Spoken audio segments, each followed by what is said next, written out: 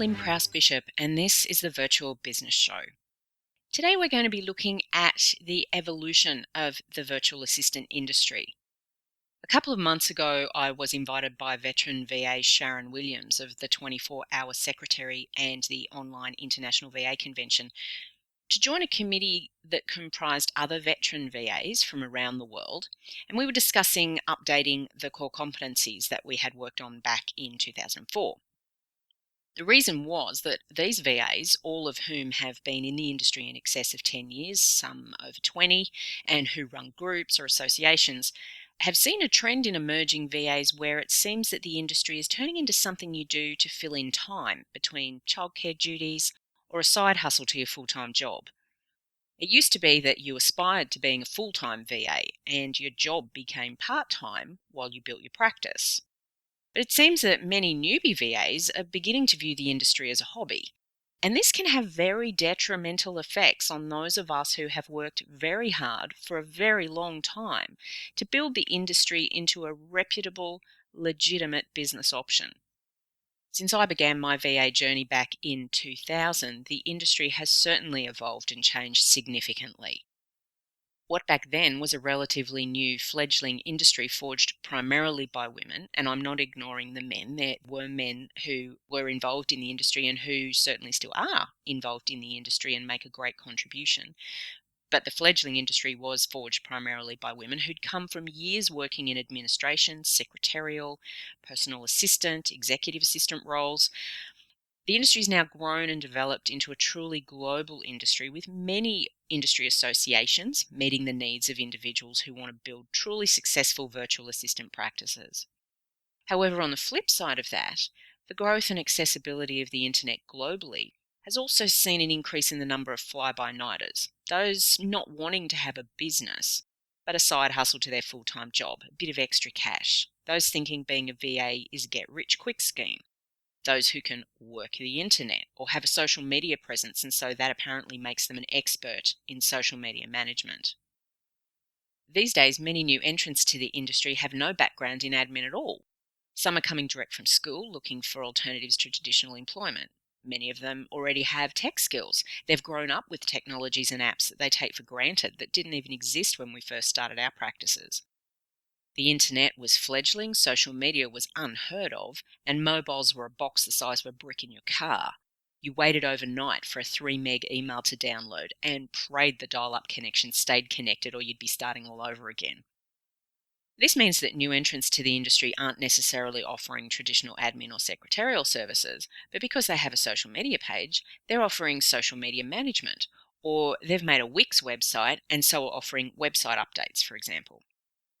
And evolution isn't new. When I started as a legal secretary back in the 80s, we were typing 20-page deeds on an electric typewriter and retyping them from scratch if there was an amendment.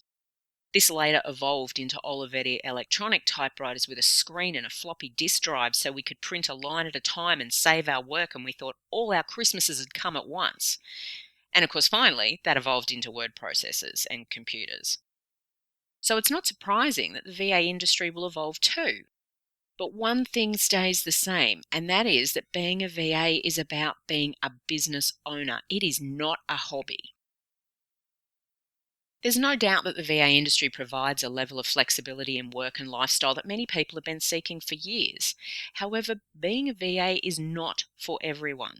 First and foremost, if you want to do this full-time, you'll need to understand you are a business owner, not an employee. And that can be a massive shift in mindset, not just for the VA, but for potential clients too. If you're only after a bit of extra cash without the hassles of running a business too, or if you're working full-time and you want to keep it that way, having your VA work supplement your income, then understand you are not a VA practice, more likely a hobbyist. And that's okay, but please don't promote yourself as a professional VA, and make sure that any clients who come to you understand that you are not a full-time VA practice. Be authentic, because clients need to know who they're working with. If they're looking for someone who's going to partner with them consistently, then your model isn't it. If they expect you'll be available to them during business hours, but you have a job that takes you away from home from 7 a.m. to 7 p.m., then again, your model isn't it, and you should be redirecting them to professional VA services until you are in a position to provide the service they're looking for. For clients, this means that when you're looking for a VA, you need to realize that not all VAs are alike.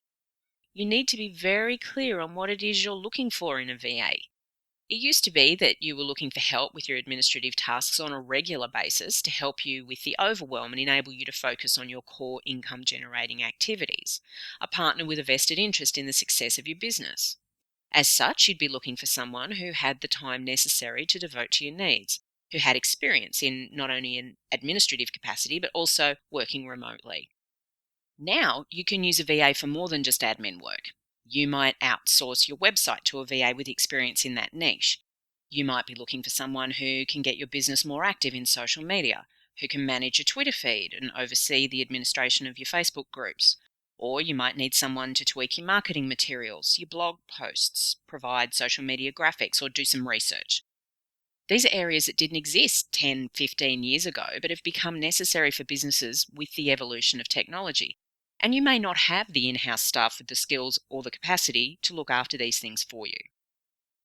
Today, with so many different types of VA popping up, clients need to be very clear what they want and need. Otherwise, you run the risk of partnering with the wrong VA entirely. Julie Hoflin of Your Versatile VA in British Columbia agrees with this, and she points out that from the client perspective, when looking for a VA, you need to know exactly what it is you want. You need to be clear on your goals, your budget, and whether you're looking for a partner with a vested interest in your success or someone who can just help you over a hump.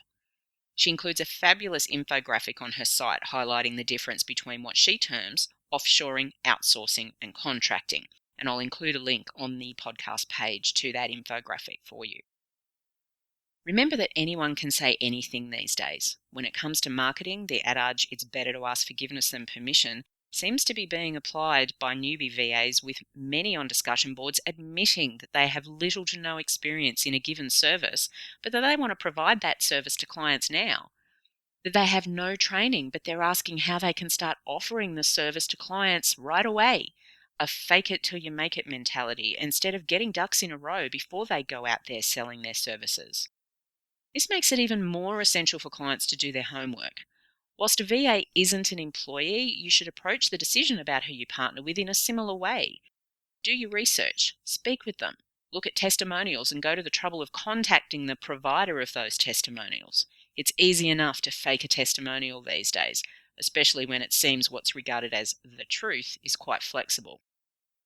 Testimonials aren't the same as work references. If you're looking for a VA with experience in offering the service you need, and you find someone with what looks like work references in their testimonial section of their site, then it's a fair indication they've not been in business long.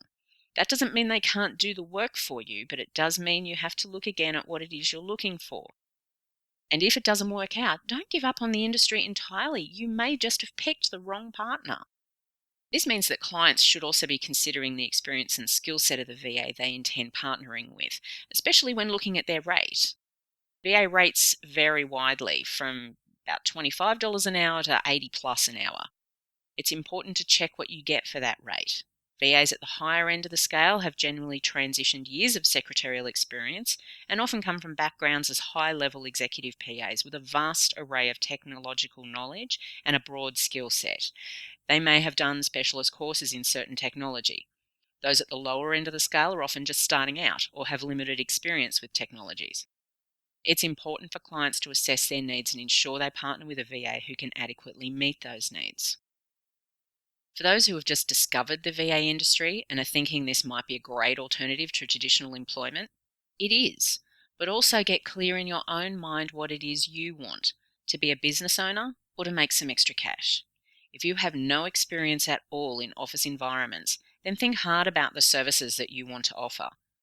If you decide you want to specialize in an area like social media, just having a Facebook account and knowing your way around Twitter or Pinterest doesn't mean you'll be a great fit for a client who's looking for a social media manager. If you have never run a business before and have no clue where to start, you need to understand being a full-time VA is being a business owner. Previously, I've said I didn't think it was necessary for those wanting to become a VA to do training. We usually have come from backgrounds where we have been secretaries, we know technology, we use it every day, and many of us have the tech that we need in our homes. However, with this new stable of potential VAs coming from zero experience, and some straight from school, getting training in what's required would be an excellent starting point for them. There are many people out there offering training, how to be a VA, how to get started, training in specific niche areas. But you need to do your due diligence on them too, because just like there are many types of VA who may or may not meet the needs of the client, there are many types of trainer, and you need to be sure the one training you knows what they are talking about. More on this in the next show. I'm Lynn Prowse-Bishop. Thanks so much for listening.